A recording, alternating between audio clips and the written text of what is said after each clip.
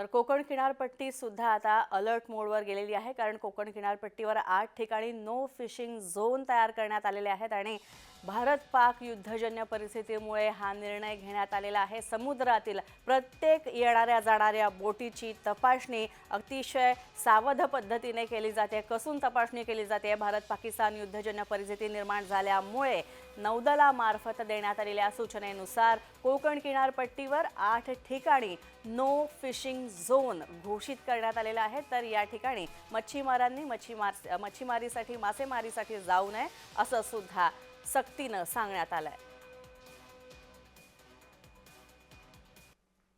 मच्छीमारांना असंही सांगतो की ज्या ठिकाणी तुम्हाला संशयास्पद नौका दिसेल तर वेळोवेळी आम्हाला मत्स्य व्यवसाय विभागाला किंवा तटरक्षक दल किंवा पोलीस विभागाला सूचित करावे। तसेच मत्स्य व्यवसाय विभाग सिक्युरिटीच्या दृष्टिकोनातून मासेमारी नौकांची योग्यरित्या तपासणी करत आहे। जे क्रू मेंबर्स फिशिंगला जात आहेत त्यांची तपासणी केली जात आहे। ज्या बोटी समुद्रात जात आहे किंवा रिटर्न येत आहेत त्याबाबत ही तपासणी मत्स्य व्यवसाय विभाग नियमितपणे करत आहे।